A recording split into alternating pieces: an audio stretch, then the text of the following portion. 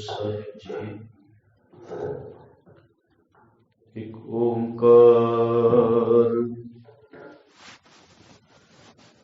ਸਤਨਾਮ ਕਰਤਾ ਪੁਰਖ ਨਿਰਭਉ ਨਿਰਵੈਰ ਅਕਾਲ ਮੂਰਤ ਅਜੂਨੀ ਸੈਭੰ ਗੁਰ ਪ੍ਰਸਾਦ।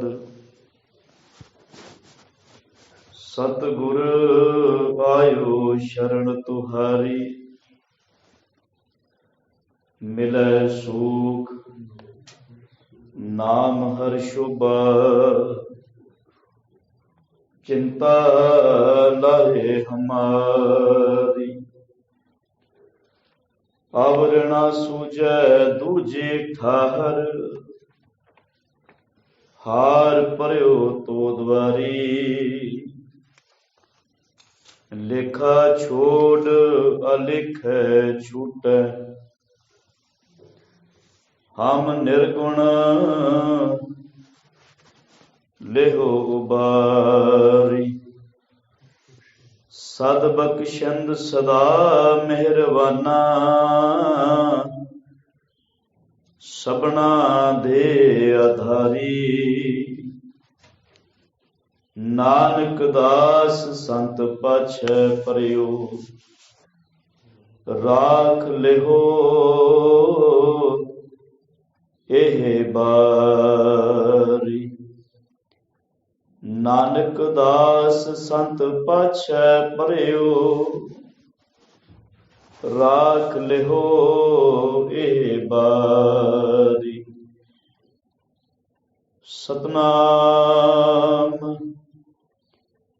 ਵਾਹਿਗੁਰੂ ਸਾਹਿਬ ਜੀਓ।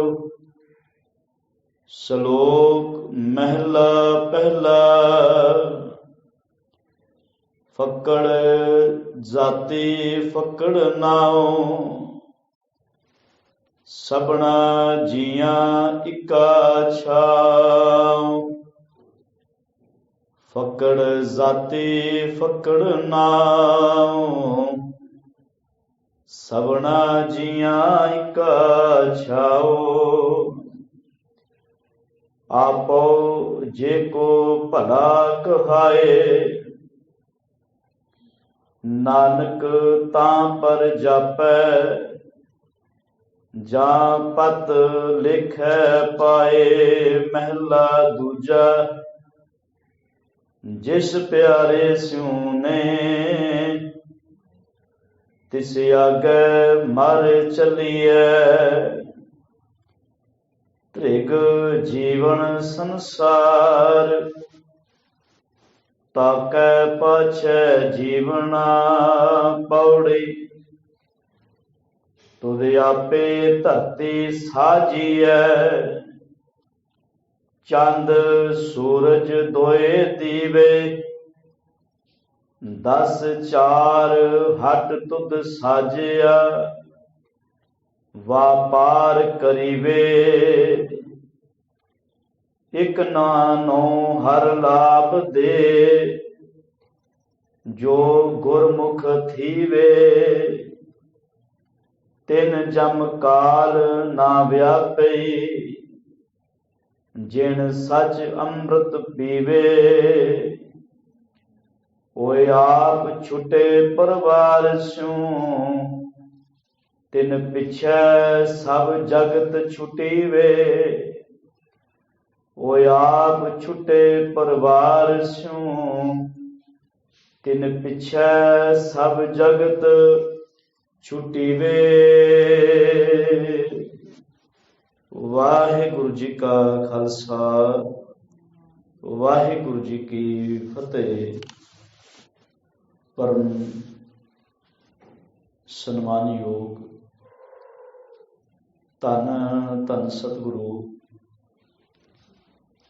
ਗੁਰੂ ਗ੍ਰੰਥ ਸਾਹਿਬ ਜੀ ਮਹਾਰਾਜ, ਤਿਨਾਂ ਦੀ ਪਾਵਨ ਪਵਿੱਤਰ ਹਜ਼ੂਰੀ ਅੰਦਰ ਜੁੜ ਬੈਠੇ ਗੁਰੂ ਸਵਾਰੇ ਸਤਸੰਗੀ ਜਨੋ ਆਪ ਜੀ, ਭਾਗਾਂ ਵਾਲੇ ਹੋ। ਜੋ ਅੰਮ੍ਰਿਤ ਵੇਲੇ ਦੀਵਾਨ ਵਿੱਚ ਗੁਰੂ ਦਰ ਤੇ ਜੁੜ ਬੈਠਣ ਦਾ ਸੁਭਾਗ ਸਮਾਂ ਅਕਾਲ ਪੁਰਖ ਵਾਹਿਗੁਰੂ ਜੀ ਨੇ ਬਖਸ਼ੇ ਹੈ। ਜੋ ਲੜੀਵਾਰ ਗੁਰੂ ਗ੍ਰੰਥ ਸਾਹਿਬ ਮਹਾਰਾਜ ਜੀ ਦੀ ਵਿਚਾਰ ਚੱਲ ਰਹੀ ਹੈ, ਤਿਸ ਲੜੀ ਤਹਿਤ ਧੰਨ ਸਤਿਗੁਰੂ ਗੁਰੂ ਰਾਮਦਾਸ ਮਹਾਰਾਜ ਤਿੰਨਾਂ ਦੇ ਰਸਨਾ ਤੋਂ ਉਚਾਰਨ ਕੀਤੀ ਹੋਈ ਸ੍ਰੀ ਰਾਗ ਕੀ ਵਾਰ, ਤਿਸ ਵਾਰ ਦੀ ਤੀਜੀ ਪੌੜੀ ਤੇ 2 ਸ਼ਲੋਕ, ਇੱਕ ਗੁਰੂ ਨਾਨਕ ਸਾਹਿਬ ਜੀ ਦਾ ਸ਼ਲੋਕ, ਦੂਜਾ ਗੁਰੂ ਅੰਗਦ ਸਾਹਿਬ ਜੀ ਦਾ ਸ਼ਲੋਕ ਆਪ ਜੀ ਨੇ ਸ਼ਰਵਣ ਕੀਤੇ। ਪਹਿਲੇ ਸ਼ਲੋਕ ਅੰਦਰ ਗੁਰੂ ਨਾਨਕ ਸਾਹਿਬ ਮਹਾਰਾਜ ਰਹਿਮਤ ਕਰਦੇ ਨੇ, ਕਹਿਣ ਲੱਗੇ ਫੱਕੜ ਜਾਤੀ ਫੱਕੜ ਨਾਉ। ਫੱਕੜ ਜਿਹੜਾ ਲਫ਼ਜ਼ ਹੈ, ਫੱਕੜ ਦਾ ਯਾਦ ਇੱਕ ਲਫ਼ਜ਼ ਪੜ੍ਹਦੇ ਫਖਰ, ਜਿਵੇਂ ਬੰਦਾ ਕਹਿੰਦਾ ਹੰਕਾਰ, ਇੱਕ ਹੁੰਦਾ ਫੱਕੜ ਬਿਲਕੁਲ ਖਾਲੀ, ਇਹਦੇ ਕੋਲ ਕੁਝ ਵੀ ਨਹੀਂ, ਫੱਕੜ ਬੰਦਾ। ਇੱਥੇ ਫੱਕੜ ਭਾਵੇਂ ਵਿਅਰਥ ਹੈ। ਸਾਹਿਬ ਜੀ ਕਹਿਣ ਲੱਗੇ ਆਪਣੀ ਜ਼ਾਤ ਦਾ ਹੰਕਾਰ ਕਰਨਾ, ਆਪਣੇ ਨਾਮ ਦਾ ਹੰਕਾਰ ਕਰਨਾ ਵਿਅਰਥ ਹੈ। ਇਹ ਮੇਰੀ ਜ਼ਾਤ ਉੱਚੀ ਹੈ, ਜਿਹਨੂੰ ਵੇਖੋ ਬੜਾ ਹੰਕਾਰ ਹੁੰਦਾ, ਅਸੀਂ ਉੱਚੀ ਜ਼ਾਤ ਵਾਲੇ ਹਾਂ, ਅਸੀਂ ਬ੍ਰਾਹਮਣ, ਅਸੀਂ ਸਵਰਨ ਜਾਤੀ ਚੋਂ, ਦੂਜਾ ਸ਼ੂਦਰ ਹੈ, ਨੀਵੀਂ ਜ਼ਾਤ ਵਿੱਚੋਂ, ਬੜਾ ਹੰਕਾਰ ਹੁੰਦਾ। ਸਾਹਿਬ ਕਹਿੰਦੇ ਇਹ ਹੰਕਾਰ ਕਰਨਾ ਜਿਹੜਾ ਨਾ ਇਹ ਵਿਅਰਥ ਹੈ। ਜ਼ਾਤ ਕਾ ਗਰਭ ਨਾ ਕਰ ਮੂਰਖ ਗਾਵਾਰਾ, ਇਸ ਗਰਭ ਤੇ ਚੱਲੇ ਬਹੁਤ ਵਿਕਾਰ। ਜਿਹੜਾ ਹੰਕਾਰ ਕਰਦਾ ਨਾ ਜ਼ਾਤ ਦਾ, ਇਹ ਨੌਚੀ ਜ਼ਾਤ ਵਾਲਾ, ਇਹ ਨੀਵੀਆਂ ਜ਼ਾਤਾਂ ਵਾਲੇ, ਬਾਕੀ ਸਾਹਿਬ ਨੇ ਉਹਨੂੰ ਮੂਰਖ ਕਿਹਾ, ਗਵਾਰ ਕਿਹਾ, ਕਿਉਂਕਿ ਗਰਭਵਾਸ में कुल नहीं जाती, ब्रह्म बिनते सब उत्पाती। ਭਗਤ ਕਬੀਰ ਜੀ ਜਦੋਂ ਪੁੱਛਦੇ ਨੇ ਬ੍ਰਾਹਮਣ ਨੂੰ, ਬ੍ਰਾਹਮਣ ਕਿ ਤੂੰ ਕਹਿੰਦਾ ਉੱਚੀ ਜ਼ਾਤ ਵਾਲਾ ਵੱਡਾ ਹੈ, ਅਸੀਂ ਛੋਟੇ, ਉਹ ਕਿਵੇਂ ਹੋ ਗਏ? ਜਦੋਂ ਮਾਂ ਦੇ ਗਰਭ ਵਿੱਚ ਬੱਚਾ ਹੁੰਦਾ, ਮਾਂ ਤੇ ਗਰਭ ਮੈਂ ਕੁਲ ਨਹੀਂ ਜਾਤੀ, ਉੱਥੇ ਪਤਾ ਨਹੀਂ ਹੁੰਦਾ ਕਿਹੜੀ ਕੁਲ ਵੀ ਪੈਦਾ ਹੋਣਾ। ਇਸ ਉਸ ਪ੍ਰਮਾਤਮਾ ਦੇ ਅੰਸ਼ ਤੋਂ ਸਾਰੇ ਜੀਵ ਪੈਦਾ ਹੁੰਦੇ ਨੇ। ਤੂੰ ਵੀ 9 ਮਹੀਨੇ ਮਾਂ ਦੀ ਕੁੱਖ ਵਿੱਚ ਰਿਹਾ, ਮੈਂ ਵੀ ਆਪਣੀ ਮਾਂ ਦੇ 9 ਮਹੀਨੇ ਕੁੱਖ ਵਿੱਚ ਰਿਹਾ। ਤੇਰੀ ਵੀ 2 ਅੱਖਾਂ ਨੇ, ਮੇਰੀ ਵੀ 2 ਅੱਖਾਂ ਨੇ, ਤੇਰੇ ਵੀ 2 ਕੰਨ ਨੇ, ਮੇਰੇ ਵੀ 2 ਕੰਨ ਨੇ, ਤੇਰੀ ਵੀ ਇੱਕ ਨਾਸਿਕਾ, ਮੇਰੀ ਵੀ ਕੋਈ ਵੱਖਰੀ ਗੱਲ ਹੈ? ਜਿਹੜੀਆਂ ਤੇਰੇ ਸਰੀਰ 'ਚ ਹੱਡੀਆਂ ਨੇ, ਉਹਨੀਆਂ ਹੱਡੀਆਂ ਮੇਰੇ ਵਿੱਚ ਵੀ ਨੇ। ਫਰਕ ਕੀ ਹੈ? ਜਿਹੜੇ ਸਵਾਸ ਤੂੰ ਲੈਣਾ ਉਹੀ ਸਵਾਸ ਮੈਂ ਵੀ ਲੈਣਾ, ਤੇਰੇ ਕੋਲ ਵੱਖਰੇ ਸਵਾਸ ਨਹੀਂ ਹੈ। ਜਿਹੜਾ ਪਾਣੀ ਤੂੰ ਪੀਣਾ ਹੋਈ ਮੈਂ ਪੀਣਾ। ਬੜਾ ਪਿਆਰਾ ਕਿਹਾ, ਜੋ ਤੂੰ ਬ੍ਰਾਹਮਣ ਬ੍ਰਾਹਮਣੀ ਜਾਇਆ ਤੂੰ ਆਣ ਬਾਟ ਕਾਹੇ ਨਹੀਂ ਆਇਆ। ਜਿਵੇਂ ਤੂੰ ਪੈਦਾ ਹੋਇਆ ਮੈਂ ਵੀ ਤਾਂ ਉਸੇ ਤੋਂ ਹੋਇਆ। ਜੇ ਤੂੰ ਉੱਚੀ ਜ਼ਾਤ ਨਾ, ਕੋਈ ਹੋਰ ਦਿੱਕਤ ਪੈਦਾ ਹੋਣਾ ਚਾਹੀਦਾ ਸੀ। ਤੁਮ ਕਤ ਬਾਹਮਣ ਹਮ ਕਤ ਸ਼ੂਦ, ਤੂੰ ਬ੍ਰਾਹਮਣ ਕਿਵੇਂ ਬਣ ਗਏ, ਮੈਂ ਸ਼ੂਦਰ ਕਿਵੇਂ ਬਣ ਗਏ?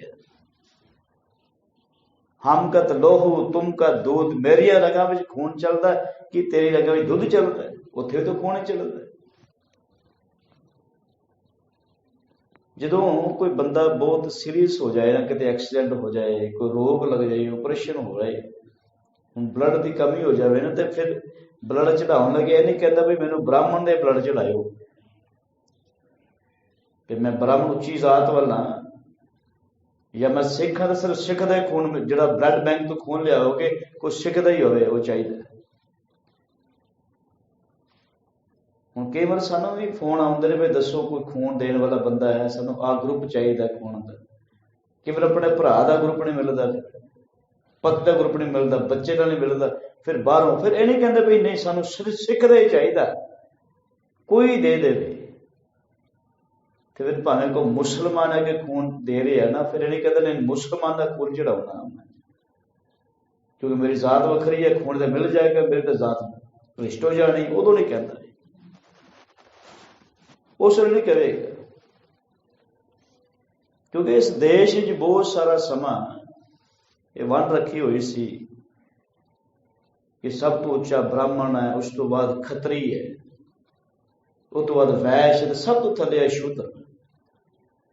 ਤੇ ਸ਼ੂਦਰ ਬਾਰੇ ਮਨੁਸਮ੍ਰਿਤੀ ਲਿਖਿਆ ਹੋਇਆ ਵੀ ਸ਼ੂਦਰ ਜਿਹੜਾ ਹੈ ਨਾ, ਨੀਵੀਂ ਜ਼ਾਤ ਵਾਲਾ, ਇਹ ਸ਼ਹਿਰਾਂ ਵਿੱਚ ਨਹੀਂ ਰਹਿ ਸਕਦਾ, ਜੰਗਲਾਂ ਵਿੱਚ ਰਹੇ।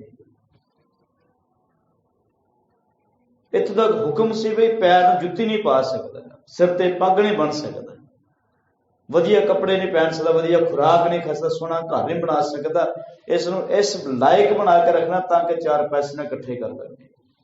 ਜੇ 4 ਪੈਸੇ ਇਕੱਠੇ ਕਰਕੇ ਸਾਡੇ ਤੋਂ ਅੱਗੇ ਲੰਘ ਜਾਏਗਾ। ਇਹਨੂੰ ਗਰੀਬ ਦਲਿਦਰੀ ਬਣਾ ਕੇ ਰੱਖਣਾ ਅਸੀਂ। ਜਦੋਂ ਤੁਰੇਗਾ ਤੇ ਆਪਣੇ ਗਲੇ ਵਿੱਚ ਘੰਟੀ ਪਾ ਕੇ ਤੁਰੇਗਾ ਤਾਂ ਕਿ ਸਮਝ ਲੱਗ ਜਾਏ ਸਾਹਮਣੇ ਕੋਈ ਸ਼ੂਦਰ ਆ ਰਿਹਾ, ਕਿਤੇ ਪਰਛਾਵਾਂ ਨਾ ਪੈ ਜਾਏ, ਸਾਡੇ ਨਾਲ ਟੱਚ ਨਾ ਹੋ ਜਾਏ, ਸਾਡਾ ਧਰਮ ਭ੍ਰਿਸ਼ਟ ਹੋ ਜਾਏਗਾ।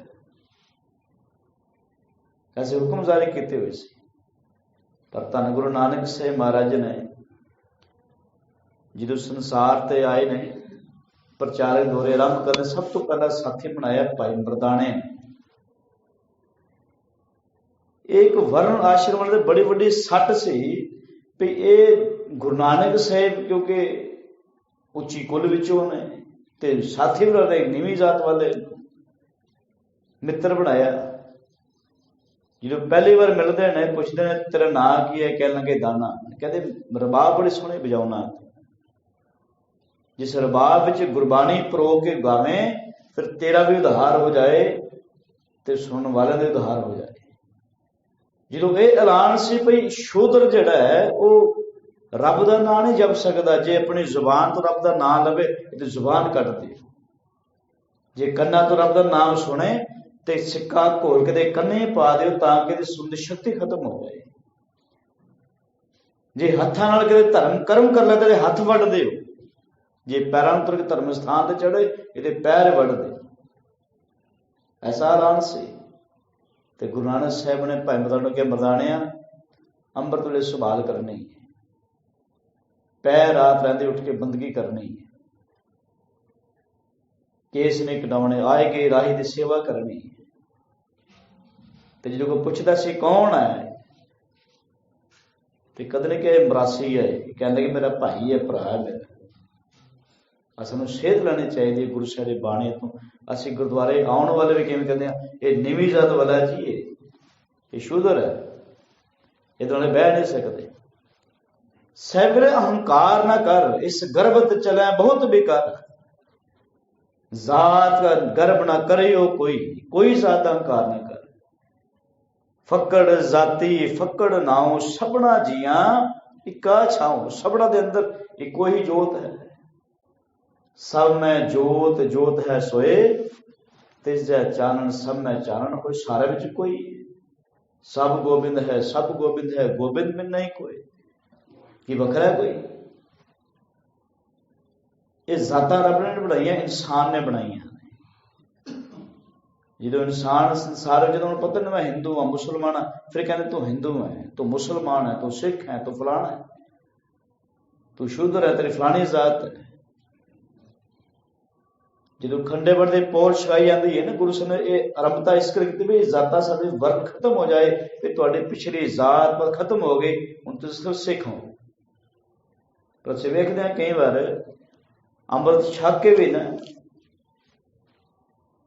ਗੁਰੂ ਘਰ ਦੇ ਕੇ ਕੀਰਤਨ ਵੀ ਕਰਦੇ ਨੇ, ਬਾਣੀ ਵੀ ਪੜ੍ਹਦੇ ਨੇ, ਸੰਗਤ ਵੀ ਕਰਦੇ ਨੇ, ਫਿਰ ਇਹ ਦੁਮ ਲਾਈ ਹੁੰਦੀ ਨਾਲ ਜ਼ਾਤ ਵਾਲੀ, ਫਲਾਣੀ ਫਲਾਣਾ ਸਿੰਘ ਫਲਾਣਾ, ਫਲਾਣਾ ਸਿੰਘ ਫਲਾਣਾ।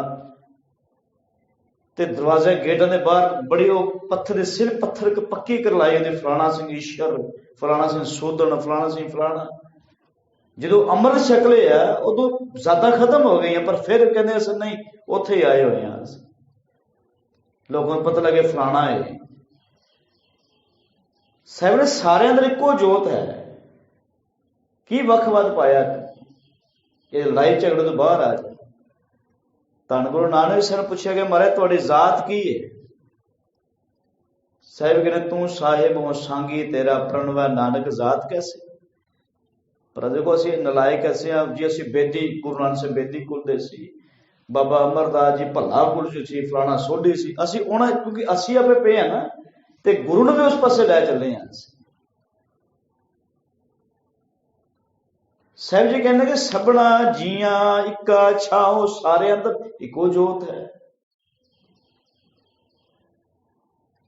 कि शूद्र में कोई परमात्मा वधी हो जोत वखरी है ते ब्राह्मण में वखरी है कि शूद्र को वखरा ऑक्सीजन लेंदा है, कोई श्वास वखरे लेंदा है। सब जी कहने लगे सारे अंदर परमात्मा है। तैत सैन किसी नीचा अंदर नीच जात नीची मत नीच नानक तिनका संग सद वड्या सुख्यारी। जिथे नीच संभालियन तिथे नदर तरी बख्शीश। हंकार विच ना आपो जे को भला कहाए, जे कोई अपने नूं भला कहे जे मैं जी उच्ची जात बड़े भले होने असीं। तुसीं वेखो कई बार लोग कहते ने अज पुंछी बड़े चंगे होंदे, दूजे कहने मुजफ्फराबाद बड़े गंदे होंदे ने। मिलणगे तुहानूं बहुत सारे ऐसे नहीं जी लवाणे बड़े चंगे, दूजे कहने जी फलाणे। अपने नूं कही जांदे मैं भला, कहंदे ने कहंदे भी असीं माड़े भी होने नहीं। हर एक कौम के अंदर तुहानूं चंगे इंसान मिलणगे, माड़े भी दिसणगे। जे इस्लाम की गल करिए गुरु गोबिंद सिंह के खिलाफ जेकर औरंगजेब ते पीर बुद्धू शाह ते गुरु साहब नाल है ना। जे सुच्चा आनंद है तो उत्थे दूजे पासे मोती राम मेहरा भी है, उन्होंने कित्थे रखोगे। तो जे माड़े भी वेखो तो अपनी कौम अंदर ही वेख लेना। बेअंत सिंह वर्गे भी आए ने जिन्हें अपनी कौम का एक घाण किया, बाहरों नहीं आए। वखरी वखरी बिरतियां ने, वखरी वखरी साहब ने बड़ा प्यारा किया, हुक्मे उत्तम नीच हुक्म लिख दुख सुख पाई है। ਉਹਦੇ रब की इस कढ़ाई बनाई कारा दे कोई बड़े चंगे इंसान ने, कोई बहुत माड़े भी ने, उत्तम भी ने, नीच भी ने। नीच भाव निवें कर्म करने वाले, नीच का भाव कोई नीवी जात साहब ने किया। गुरु बाणी भी साहब ने कहा नीच जात कौन है, खसम विसारै ते कमजात। नीच जात वो है जो रब नूं विसार बैठा। तो साहब जी कहते हैं आपो जे को भला कहे, आपस को जे भला कहा वै तिसै भलाई निकटना। अपने कही जाना मैं जी बड़ा चंगा बड़ा चंगा, मजा तो दूजा कहे बड़ा चंगा है। सबको पूरा आपे होवे घट ना कोई आखे, पत परवाना पिछे पाई है तो नानक तोलिया जापै। सारे कहते मैं जी पूरा जी, मेरे कोई कमी नहीं। मजा तो दूजा कहे बड़ा भला जी मैं ठीक है, अपने मां को दवाई तक नहीं पुछदा, हुण पानी नहीं पुछदा, गवांढी लड़दा रहना, हाँ बड़ा भला मैं है भला। कोई घर आ जाए तो सीधे मुंह गल नहीं करता, हाँ बड़ा भला मैं इंसान। जिथे बड़ा लड़ाइयां झगड़े पा देना, निंदा चुगली करता, हाँ भला मैं। कहने लगे आपो जे को भला कहे, अपने नूं भला कहाए जाए, नानक तां पर जापै जा पत लिखै पाए। कह लगे ये नानक आख तेरी भलाई तां ही पता लगेगी भाई जे रब की दरगाह च तेनों पत मिलती है भाई हाँ इंसान बड़ा चंगा है। जे सारे कई जाना ठीक है बंदा नहीं, बंदा कहे मैं जी ठीक हाँ, लोग बड़ी निंदा करते हैं मेरी। हुण तुसीं वेखो तुहानूं ऐसे बहुत सारे इंसान लभणगे जिहड़े कहणगे लोग मैनूं माड़ा कहंदे ने, पर मैं माड़ा नहीं है, बड़ा चंगा इंसान। हर कोई माड़ा कही जाए, मां भी कहे पुत्र ठीक नहीं मेरा, फिर कहना भला बड़ा जी। मां भी ठीक, वो कहे मां भी ठीक नहीं मेरी, प्यो भी ठीक नहीं, मैं ही ठीक हाँ सब। महला दूजा जिस प्यारे स्यूने तिस आगे मर चलिए। जिस प्यारे नाल तू प्यार करता है, जिस नाल प्रेम साडा होवे ना, तिस आगे मर चलिए। उस अगे अहंकार की गल्लां ना कर, मर चलिए अहंकार नूं मर के ना ਉਹਦੇ ਸਨਮੁਖ रहना चाहिए। गुरु अंगद साहब कहते हैं कि जे प्रेम करदा परमात्मा दे नाल अकाल पुरख नाल, फिर उत्थे अहंकार ना कर जी मैं आ दिता गुरु नूं, मैं आ दे के आया गुरु वाले। आ जेहड़े पखियां ते नाल गए अहंकार दीयां निशानियां ने साडीआं, ते मैं पखा मैं दे चले गुरुद्वारे सेवा मैं करो, नाम लिखो मेरा। बहुत सारे दुनिया में ऐसे भी सज्जन है जोड़े लखा करोड़ों रुपए दे जाएंगे, कहेंगे साਡਾ नाम ना ले। सुनते हैं कई बार फिर कोई बंदा बड़ा बड़ा ट्राला छड़ गया, सिमट का भरिया दरबार साहिब दे बाहर, कंबल छड़ गया, अनाज छड़ गया, पता ही नहीं कौन छड़ गया, ना नहीं लिया। असी की करते हैं, दस रहे तो भाई साहब नाम लो, जो ना ना लिया ना तो फिर कह दें तुम ना नहीं लिया साडा। असी क्योंकि नाम एक पास पढ़ी जाने बिन बोलिया सब कुछ जानता कि सागे किच अरदास। जो असी घरों तुरे हैं ना, मैं गुरुद्वारे 10 रुपए दसवंध देन चले हाँ, 20 रुपए 50 रुपए देन चले हाँ, वो आपे पहुंच गया। तुम गोलक ही पा दियो ना मिले, गुरु तो सब जानता है, बिन बोलिया सब कुछ जानता। एक थां ते चला गया गुरुद्वारा साहब, ते मैं वो जो उत्थे अरदास होंदी है, तुसीं वेखना अक्सर जो संगरांद होवे अथवा ऐतवार होंदा, लिस्टां होंदियां ने वड्डियां वड्डियां, 50 लिस्टां ना लिखे ने, फलाना बंदा। मैं कहा एक दो बंदे चलो अरदास हो गई, सारे ने क्यों लिखते हो? कहना जी एक दिन ऐसा हो गया, एक बंदा 4 ट्यूबलाइटां लैके आया गुरुद्वारे दियां उसने, तो मैंने कहने अरदास करानी है। कहता मैं संगत काफी से मैं थोड़ा बिजी हो गया, नहीं लिखिया ना। कहता वो भुखा हो गया, तुसीं ना नहीं लिया, तो जाते 4 ट्यूबलाइटां उतार के लै गए। तो मैं दित्तियां सी ट्यूबलाइटां, मैं दसना किसनूं है? फिर गुरु ने तो दसिया, लोगों ने दसना सी। पता लगे ट्यूबलाइटां दी लाइट बैठा ना तू, लाइट तेरी नहीं, ये फलाना बंदे के लाइट जग रही है, जे ये ना आउंदा नेरा होना सी। ये बन गया साडा। एक वीर ने बड़ा प्यारा कहना असीं तो हर थां ते नाम लिखते हैं, जे बर्तन दिते गुरुद्वारे नाम लिखो साडा फलाने घरों बर्तन आए ने। कहता बंदा बस नहीं चलता, बंदे ने फिर प्रशादे भी नाम लिखे पे ने, प्रशादे मेरे घरों आए ने, स्टैंप लगी होनी सी। बस नहीं चलता बंदे दा, दाल ते भी नाम लिखो, प्रशादे ते भी नाम लिखी जाओ। कहते ते हंकार दी गल्लां ना कर। जो धन गुरु अंगद साहिब भाई लैणा जी ने जो गुरु की शरण में आ गए ना, फिर हंकार नहीं किया कि मैं जी बड़ा सियाना। गुरु नानक ने जो भी हुक्म किया, लैने आ मरी हुई चू चुके बाहर सुट। अमृत वेला धर्मशाला दरवाजा खोलिया तो सामने मरी हुई चूही पई हुई, लैने चुके बाहर सुट। हुण अज तो बड़ा सौखा लगता, पर उस वेले उस मरी हुई चूह नूं चुकना जिहड़ा ना, ये वर्ण आश्रम कहंदे नहीं, असीं नहीं चुकना, ये कोई नीवीं जत ला के चुके सुटेगा, असीं चुकांगे धर्म भ्रिष्ट हो जाना साडा। ते असल में जे भाई लैणे नूं वो चूही चुकण नहीं, साहब ने कहा भी अपनी मन की मत चुके बाहर सुट। हो सकदा गुरु नानक साहब ने आपे पहले चूही रखी होवे अंदर, रखिया ना। रात समा ठंड, अति ठंड है, मीह पै रहा, लैने उठ जा कपड़े धो के लिया, मेरे काला कपड़े धो के लिया। 7 बजन गए, चल पे। फिर एक दिन आया, मीह पै रहा, धर्मशाला की दीवार डिग पई, कच्चियां दीवार होंदियां सन, डिग पई।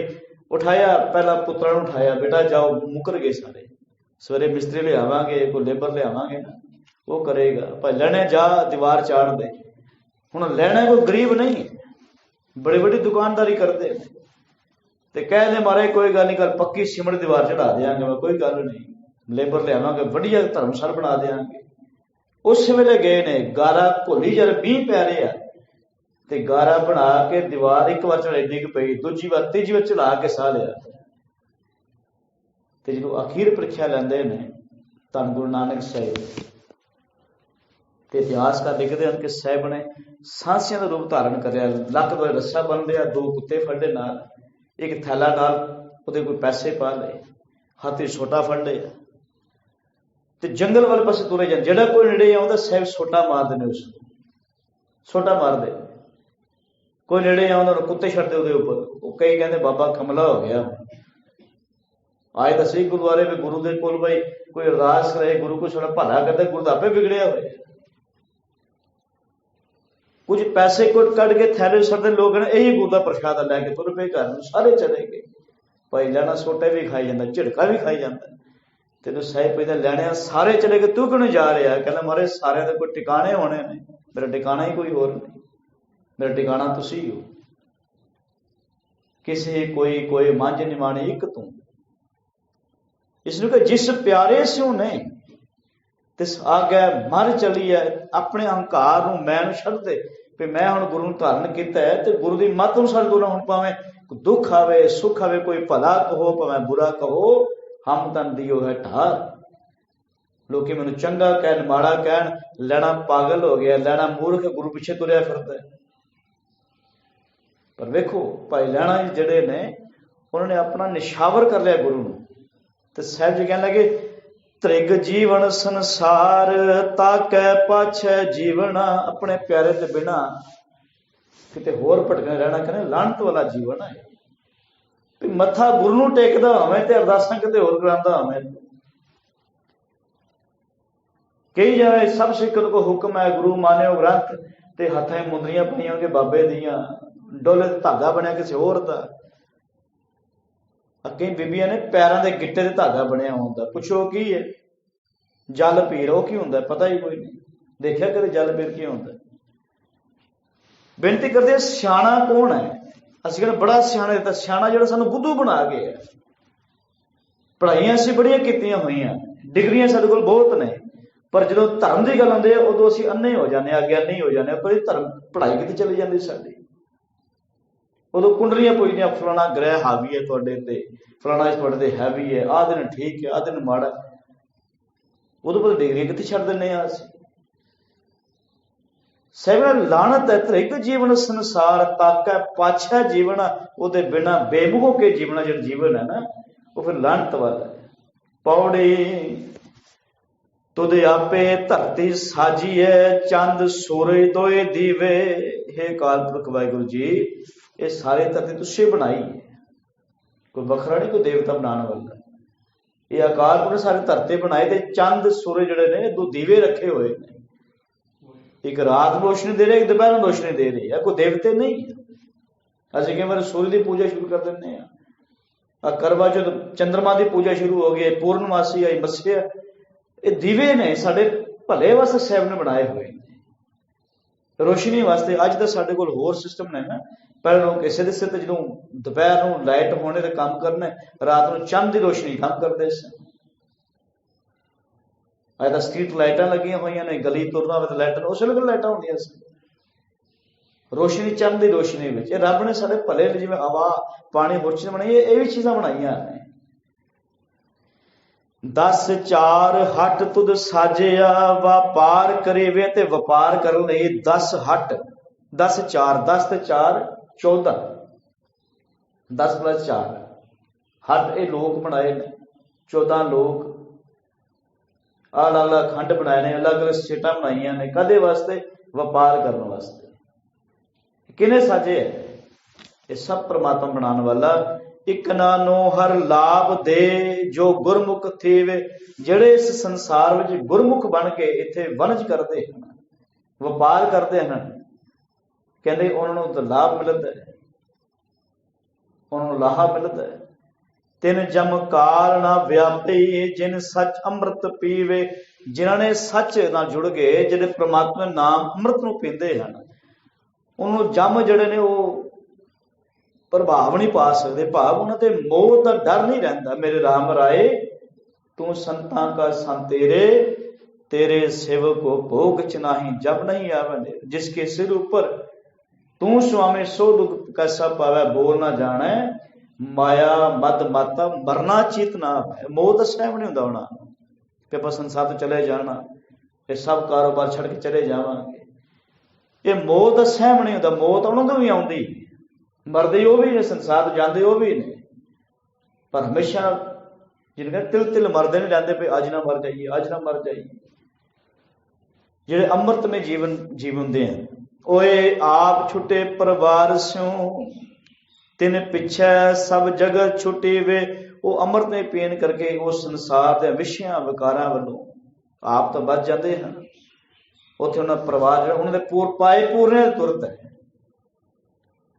ਸੰਤ ਸਿੰਘ ਮਸਕੀਨ ਕਹਿੰਦੇ ਹੁੰਦੇ ਸੀ ਭਾਈ, ਸਭ ਤੋਂ ਪਹਿਲੀ ਗੱਲ ਕਿ ਜਿਹੜਾ ਕੋਈ ਚੰਗਾ ਇਨਸਾਨ ਗੁਰਮੁਖ ਹੈ ਨਾ, ਉਹਦਾ ਪਰਿਵਾਰ ਉਸ ਤੋਂ ਕਦੇ ਉਹਦੇ ਜਿਉਂਦੇ ਰਹਿੰਦੇ ਉਸ ਤੋਂ ਲਾਹ ਨਹੀਂ ਲੈ ਸਕਦਾ, ਨਹੀਂ ਲੈਂਦਾ।